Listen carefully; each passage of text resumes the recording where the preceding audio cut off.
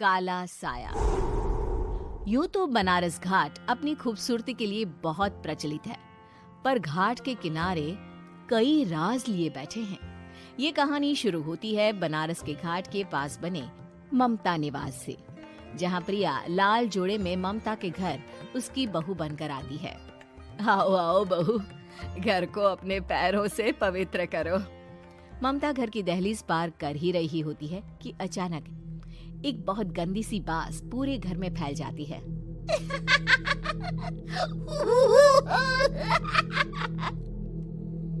ये बदबू और ये आवाजें, ये कौन हंस रहा है माँ?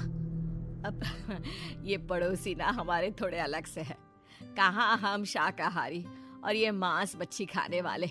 छोड़, तू ध्यान मत दे और गृह प्रवेश कर। और हाँ बहू, अपनी सास की एक बात हमेशा याद रखना, इन पड़ोसियों से तो कभी बात नहीं करेगी। अच्छे लोग नहीं है ये। अपनी सास की ये बात मानेगी ना बेटा?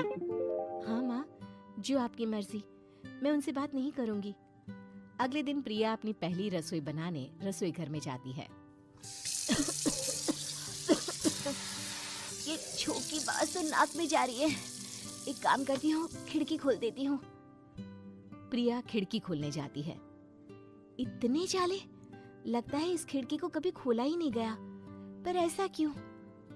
ओह, नॉन वेज की स्मेल आती होगी ना। 2 मिनट के लिए खोल लेती हूँ, फिर बंद कर दूंगी। प्रिया खिड़की खोलती है। खिड़की खोलते ही उसकी नजर सामने वाले घर की खिड़की पर पड़ती है, जहाँ एक लड़की खड़ी होती है। हाथों में मेहंदी, लाल रंग की साड़ी, बिल्कुल सजी धजी, मानो प्रिया की तरह ही वो भी नई नवेली बहू हो। वो प्रिया को देखकर मुस्कुराती है। हे भगवान, माँ ने तो इनसे बात करने को मना किया था। प्रिया फौरन ही खिड़की बंद कर देती है और तवे पर चढ़े रोटी की ओर देखने लगती है, पर वहाँ रोटी न होकर मछली पड़ी होती है। ये क्या? पहली ही रसोई में इतनी बड़ी गलती। हे भगवान, अब मैं क्या करूं? प्रिया बहुत डर जाती है और फौरन रसोई की सफाई करने और फिर सभी के लिए खाना बनाने लग जाती है।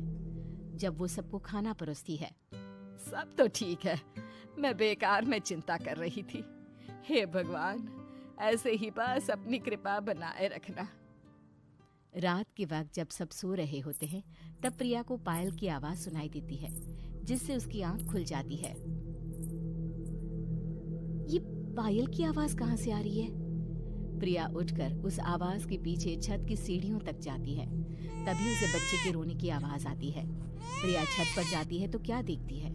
वही लाल साड़ी वाली लड़की अपनी गोद में एक नवजात बच्चे को घुमा घुमा कर सुला रही है। तभी प्रिया की नजर उसके पेट पर पड़ती है। ओह गॉड, ये तो प्रेग्नेंट भी है। सुनिए, बच्चा सो नहीं रहा है क्या?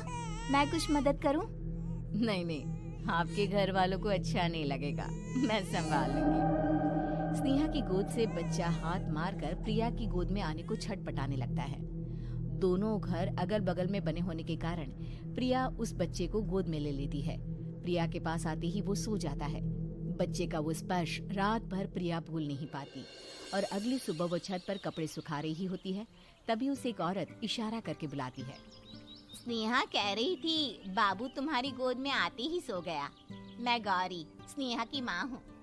बहू, घर आना, बाबू को खिला भी लेना।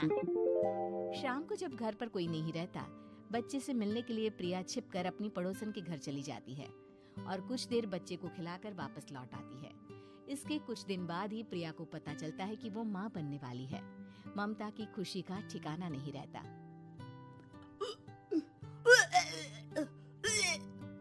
माँ जी, पता नहीं क्यों उल्टी आ रही है। प्रिया भागती हुई वॉशरूम में जाती है तो हरे और लाल रंग की उल्टी करती है। उस उल्टी में से कीड़े निकलते हैं। ये क्या? खून और ये कीड़े! माँ! माँ!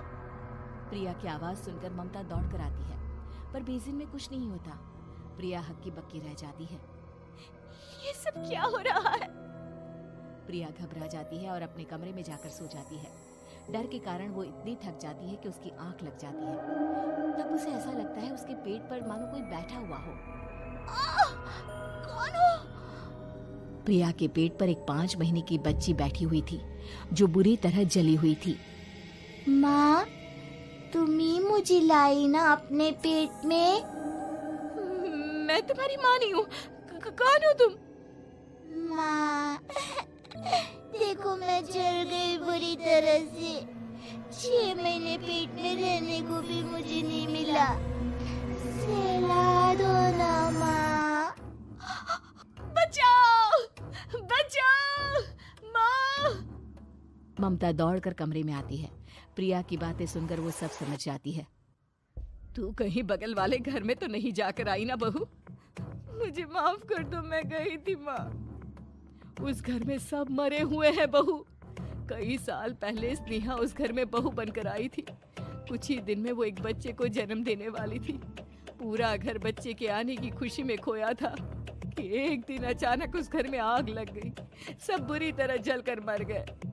गौरी आज भी दादी बनने का इंतजार कर रही है और इसीलिए स्नेहा ने अपना अजन्मा बच्चा तुम्हारी कोख में डाल दिया। ममता ये कह रही होती है कि पीछे से उसके पैरों को एक बच्चा पकड़ लेता है। दादी, दादी। माँ, स्नेहा की गोद में यही बच्चा था। ये बच्चा कौन है फिर? तेरी मौत है। तेरी भी दादी।